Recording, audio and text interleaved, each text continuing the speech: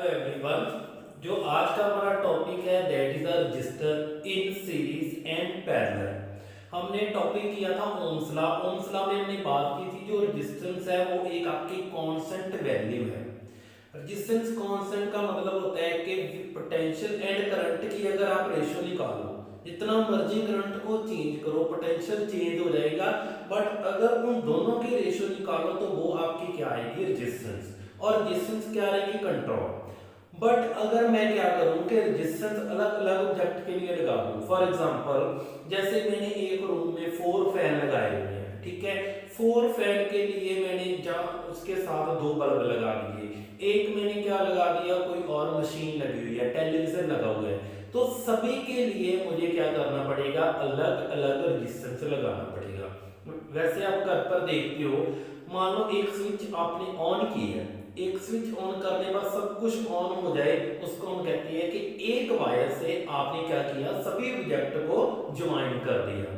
But mostly आपके घर पर क्या होता है कि हर एक ऑब्जेक्ट की अलग अलग स्विच लगी हुई है, ठीक है। जैसे फैन की अलग है, टेलीविजन की अलग है, आपका वॉशिंग मशीन है उसकी अलग है। वो केस आता है पैरेलल केस। तो पहले हम वन बाय वन दोनों को डिस्कस करेंगे। फर्स्ट डिस्कस करेंगे रजिस्टर इन सीरीज। रजिस्टर की वैल्यू को क्या कहते हैं, रेजिस्टेंस कहते हैं। रजिस्टर एक ऑब्जेक्ट है, इंस्ट्रूमेंट है जो कंट्रोल करता है करंट को, और रजिस्टर की जो वैल्यू है वो आपकी क्या है, रेजिस्टेंस। तो मान लो पहले हम बात कर रहे हैं इन सीरीज। सीरीज का मतलब एक ही आपके पास स्विच है, एक स्विच से आपने फैन और बल्ब और टेलीविजन ऑन कर रहे हैं। एक स्विच ऑन करने पर तीनों ऑब्जेक्ट क्या कर रहे हैं, ऑन हो रहे हैं। तो इस केस में मैंने क्या किया, एक मान लो करंट मेरे पास आई करंट आ रहा है, करंट आई आ रहा है। जब करंट आई आया तो फर्स्ट आपने मान लो यहां पर बल्ब लगा था, इसके पास यहां पर कोई ऑब्जेक्ट बल्ब है, ठीक है। उसके लिए कंट्रोल करने के लिए रेजिस्टेंस मैंने लगा दिया R1। जो बल्ब था फर्स्ट, उसके लिए मैंने रेजिस्टेंस लगा दिया R1। सेकंड जो ऑब्जेक्ट है, मान लो कोई फैन लगा हुआ है, इसी जहां पर उस जहां पर कोई फैन है, इसकी जो रेजिस्टेंस है 2, ठीक है। एक ही वायर से कंटिन्यूअसली ऑब्जेक्ट को चला रहे हैं। फॉर एग्जांपल अगर इसके बाद कोई और ऑब्जेक्ट है, उसकी रेजिस्टेंस है R3, तो इस केस में आप क्या देख रहे हो कि एक ही स्विच आप यूज कर रहे हो। एक ही स्विच यूज करने पर तीन ऑब्जेक्ट क्या कर रहे हैं, वर्क कर रहे हैं, और तीनों की जो रेजिस्टेंस है वो क्या है, अलग अलग है, R1 R2 एंड R3। इस केस में करंट एक लाइन में मूव कर रहा है, एक सीरीज में मूव कर रहा है, सीरीज में मूव कर रहा है, तो एक लाइन में सभी को करंट क्या मिलेगा, इक्वल। तो ये क्वेश्चन इंपॉर्टेंट रहता है फॉर फाइनल एग्जाम कि जो रजिस्टर इन सीरीज में कौन सी वैल्यू कांस्टेंट रहती है out of R, I and V, current, potential difference, और रेजिस्टेंस में कौन सी वैल्यू कांस्टेंट रहती है। तो जो इस केस में जो आई की वैल्यू है वो क्या है, कांस्टेंट। आई क्या है, कांस्टेंट वैल्यू शो करता है, ठीक है। तो अगर आई की वैल्यू कांस्टेंट है, R1 चेंज हो रहा है, पर तीनों में एक चीज को कांस्टेंट होना है, बाकी दो चीजें क्या रहेगी, चेंज हो जाएगी। इस केस में मैंने R1 R2 R3 R को चेंज कर रहा हूं। R चेंज करने पर जो आपकी सीरीज के केस में I की वैल्यू क्या रह रही है, कांस्टेंट रह रही है, एंड पोटेंशियल क्या हो जाएगा, चेंज। तो पोटेंशियल कितना चेंज हो जाएगा, R1 के लिए मान लो पोटेंशियल आपका हो गया V1, R1 जिसकी रेजिस्टेंस है उसका पोटेंशियल है V1, एंड R2 के लिए पोटेंशियल V2, एंड R3 के लिए पोटेंशियल V3। पोटेंशियल हर एक ऑब्जेक्ट का अलग अलग होगा, और उसकी रेजिस्टेंस, उसका रेजिस्टर जो लगाया है उसकी रेजिस्टेंस भी क्या है, अलग अलग है। तो इस केस में मैं टोटल पोटेंशियल निकालता हूं, V equal to V1 plus V2 plus V3। Total potential निकाल लिया, V1 V2 V3। इस केस में अकॉर्डिंग टू ओम्स लॉ लगाओ, according to Ohm's law. Ohm's law क्या कहता है, potential difference is directly proportional to current and V equal to IR। तो इस केस में V की वैल्यू कितनी आई है, IR। अगर V की वैल्यू IR है तो V1 की वैल्यू कितनी आएगी, कांस्टेंट तो I है, R क्या हो जाना है, चेंज, तो V equal to IR1। Similarly V2 equal to IR2, V3 equal to IR3। तो ये आपके पोटेंशियल क्या है, अलग अलग है तीनों के, V1 V2 एंड V3। इस केस में V1 V2 V3 and V की वैल्यू फिल कर दो। Put all this value in a first question. ये हमारी फर्स्ट क्वेश्चन है जहां पर मैंने क्या कर दी, वैल्यू फिल कर दी। जब मैं वैल्यू फिल कर रहा हूं, V की वैल्यू मेरे पास है IR इक्वल टू V1 है IR1 देन IR2 IR3। ये मेरी वैल्यू आ गई। इसमें मैं क्या कर रहा हूं, I को कांस्टेंट निकाल रहा हूं। I मेरे पास बाहर निकल गया common, R1 R2 and R3। तो आप चेक कर सकते हो, I से I कैंसिल हो गया, तो RS की वैल्यू कितनी है, R1 R2 एंड R3। तो ये मेरे पास वैल्यू रही है। RS जहां पर क्या है, RS is the resistance in series. जो रेजिस्टेंस है वो सीरीज में फ्लो कर रही है, आप रेजिस्टर को कनेक्ट कर रहे हो इन सीरीज में, तो उस केस में जो फार्मूला बना R1 R2 एंड R3, मतलब जो तीनों रेजिस्टर की रेजिस्टेंस है उसको आपने डायरेक्टली ऐड कर देना है। जहां पर हो सकते हैं 3 वैल्यू आ जाए, 4 वैल्यू आ जाए, 5 वैल्यू आ जाए, जितने मर्जी रेजिस्टर है उसकी जो रेजिस्टेंस है उसको डायरेक्टली ऐड कर दो। फॉर एग्जांपल यहां पर मैंने कहा है एक मेरे पास 2 ओम का रेजिस्टर है, एक 4 ओम का रेजिस्टर है और एक 6 ओम का रेजिस्टर है। मुझे वैल्यू दी है R1 equal to 2 ohm, R2 equal to 4 ohm, R3 equal to 6 ohm. वो कहती है टोटल रेजिस्टेंस निकालो if all the resistance connected in a series. अगर रेजिस्टेंस सीरीज में कनेक्टेड है तो इन तीनों को बेटा ऐड कर दो, RS equal to R1 R2 and R3। तीनों को मैंने ऐड कर दिया, तो RS की वैल्यू कितनी है, 2 + 4 + 6, आंसर कितना आया 12 ओम। तो ये आपकी रेजिस्टेंस इन सीरीज है कि सीरीज के केस में आप रेजिस्टर कैसे निकालते हो, इसको नोट कर लो। इसके बाद हम करते हैं resistor in parallel. I hope कि आपने नोट कर लिया होगा, इसका स्क्रीनशॉट ले लिया होगा। डेरिवेशन बहुत इंपॉर्टेंट है, फाइनल एग्जाम में डायरेक्ट डेरिवेशन आ जाती है, derivation for resistor in series. जहां इसका 2 नंबर में न्यूमेरिकल आ जाता है सिंपल सा कि 2 या 3 या 4 रेजिस्टर दिए हैं वो सीरीज में लगे हैं, तो उसका total resistance, net resistance, equivalent resistance कितना आएगा।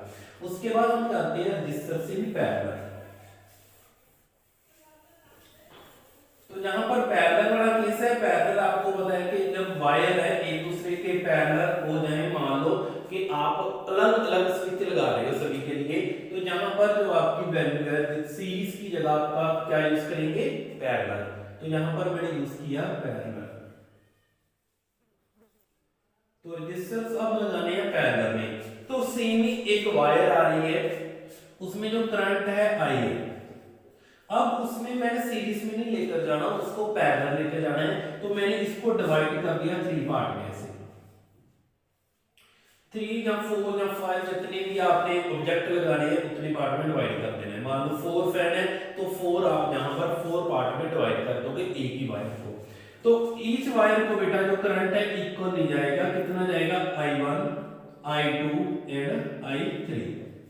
करंट चेंज हो रहा है, एक वायर आगे 3 वायर में डिवाइड होगी।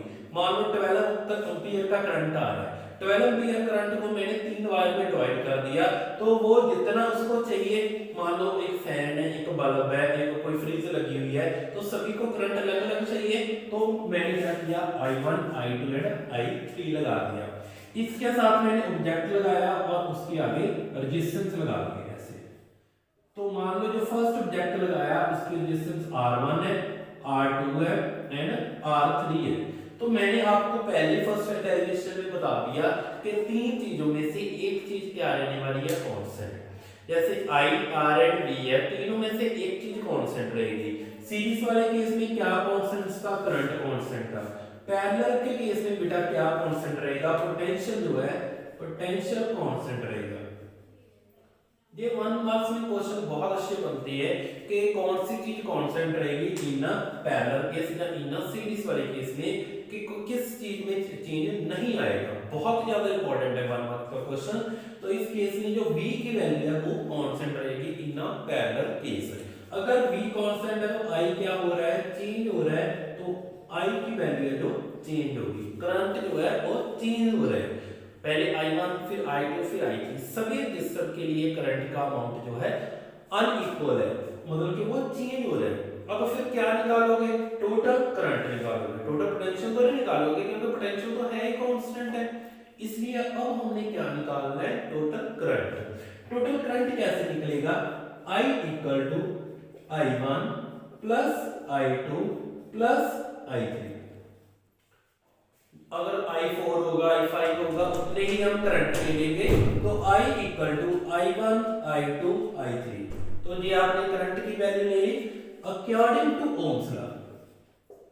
According to Ohm's law, Ohm's law क्या कहता है, V equal to IR, V equal to IR है, तो आपकी I की वैल्यू कितनी आ जाएगी, V ओवर R, तो I equal to V over R, तो इलेक्ट्रिकल जो करंट है वो किसकी रेशियो आ गई, पोटेंशियल डिफरेंस ओवर R, जहां पर मैं अगर I1 कहूं कितना है, तो V ओवर R1, अगर I2 कहूं तो V over R2, I3 V over R3, तो तीनों वैल्यू आप जितनी भी फोर वैल्यू है, all the value put in first equation, I equal to I1 I2 and I3, I की वैल्यू देखो कितनी है, V over R, V over R equal to V over R1 V over R2 plus V over R3, तो value fill कर दी तीनों की।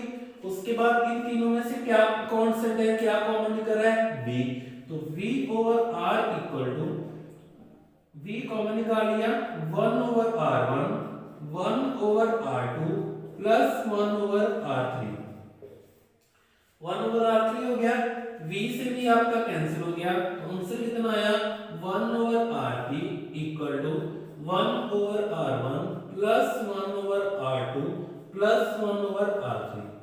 तो जब आप पैरेलल का केस लेते हो, RP का मतलब क्या है, resistor connected in a parallel, तो पैरेलल के केस में आंसर क्या आएगा 1 over RP equal to 1 over R1 1 over R2 1 over R3, तो वो रेसिप्रोकल में चले जाएंगे। तो इस केस में आप ये भी कह सकते हो कि जो करंट है वो इनवर्सली प्रोपोर्शनल है रेजिस्टेंस का। वहां पर सीरीज के केस में क्या था, जो करंट जो पोटेंशियल था वो डायरेक्टली प्रोपोर्शनल है रेजिस्टेंस का, और इन पैरेलल केस जो करंट है वो इनवर्सली प्रोपोर्शनल है रेजिस्टेंस का। आप लिख सकते हो I is inversely proportional to 1 over R, तो ये भी आप कह सकते हो फॉर अ पैरेलल केस। और अगर आप सीरीज वाला केस लोगे क्या कहोगे, जो पोटेंशियल है वो डायरेक्टली प्रोपोर्शनल है R के। इसका सेम ही न्यूमेरिकल करते हैं कि इसमें न्यूमेरिकल कैसे यूज होगा। मेरे पास रेजिस्टेंस वही है, R1 इक्वल टू है 2 ओम, R2 इक्वल टू है 4 ohm and R3 equal to है 6 ओम। मैंने तो वैल्यू फिगर करनी है, मैंने और कुछ नहीं करना। 1 over RP equal to 1 over 2 plus 1 over 4 plus 1 over 6। जब भी बेटा रैशनल नंबर में आपका सम हो तो आपको क्या करना पड़ता है, इसका एलसीएम लेना है। तो इन तीनों का एलसीएम 2 4 6 का एलसीएम कितना आएगा 12, तो इनके नीचे मैंने लिख दिया 12, ये 12 हो गया। अब मैंने इसको 12 बनाना है, क्या करूं, इसको 6 से मल्टीप्लाई कर दो, यहां पर भी 6, क्योंकि नीचे सभी के मैंने 12 बनाना है। 12 बनाने के लिए जितना नीचे मल्टीप्लाई कर रहे हो उतना ऊपर भी मल्टीप्लाई करोगे। इसको मल्टीप्लाई किससे करूं, 3 से, ऊपर भी मैंने 3 से कर दिया, नेक्स्ट 2 से किया, ऊपर भी 2 से कर दिया। 6 1 जा 6, 3 1 जा 3, 2 1 जा 2, तो आंसर कितना आया 6 और 3 9, 9 प्लस 2 11, 11 बाय आया 12। यहां पर आपका आंसर है नहीं, अभी नहीं आया, क्योंकि मेरे पास ये क्या है 1 ओवर RP, 1 ओवर RP की वैल्यू है 11 बाय 12, तो बेटा RP की वैल्यू कितनी आएगी 12 बाय 11, तो 12 बाय 11 को आपने क्या करना है, डिवाइड करना है। तो इसको डिवाइड कर लो, आपका आ जाएगा 1 पॉइंट, उसके बाद कितना आएगा 1 0 और छोटा रह गया 0 लगा दी 100, 1099 ओम। ओम किसकी ऐसे यूनिट है, रेजिस्टेंस की। तो दोनों केस में एक चीज मेन आप ऑब्जर्व कर रहे हो कि जब मैंने सीरीज वाला केस किया, सीरीज वाले केस में मैंने क्या किया कि तीनों को मैंने एक लाइन में लगाया, तो उसका आंसर कितना आया था, उसका आंसर आपका आया था आर एस इक्वल टू आपका आया था 12, आर एस 12 आया था। रजिस्टर में सेम ले रहा हूं, आर पी की वैल्यू कितनी आई है 1.09। दोनों में मैक्सिमम वैल्यू कौन सी है, मैक्सिमम वैल्यू कौन सी है आपकी सीरीज वाले। तो हमेशा याद रखना है आपने कि जो सीरीज वाले केस में जब रेजिस्टेंस आप लगाते हो वहां पर वो मैक्सिमम वैल्यू यूज करते हैं, जहां पर जो है पैरेलल के केस में मिनिमम वैल्यू आती है आपके पास, मिनिमम वैल्यू। तो ये क्वेश्चन न्यूमेरिकल में आ सकता है, जहां पर आपको ये नहीं कहते सीरीज में लगाओ पैरेलल में लगाओ, आपको कहेंगे कि find the maximum resistance in case of connected 2 ohm 4 ohm and 6 ohm. ये तीन रजिस्टर लिए हैं, इनको ऐसे कनेक्ट करो कि ये आपका आंसर मैक्सिमम शो कर दे। तो मैक्सिमम केस में आपका आंसर है वो सीरीज में आएगा और मिनिमम केस है वो पैरेलल का केस है। ठीक है, इसका जो बेसिक डेरिवेशन और इसके सिंपल न्यूमेरिकल आज हमने कर लिए। नेक्स्ट वीडियो में इसके जो एक्सपेक्टेड केस है जो आपके फाइनल एग्जाम में मोस्टली आते हैं, इसके रिलेटेड जो क्वेश्चन इसमें डेरिवेशन आ जाती है, या इसके दो क्वेश्चन सीरीज एंड पैरेलल या मैक्सिमम एंड मिनिमम आती है। इसके जो नेक्स्ट वीडियो आएगी वहां पर थोड़े लेवल के न्यूमेरिकल करवाऊंगा, वो एक वीडियो ओनली न्यूमेरिकल रहेगी, depend upon the distance in series and parallel, जो आपके लिए फाइनल के लिए बहुत हेल्पफुल होगी। तो ये आप टॉपिक कर लेना। इसके बाद नेक्स्ट वीडियो में हम कर लेंगे resistance numerical problem on the basis of resistance in series and parallel. Thanks for watching our video.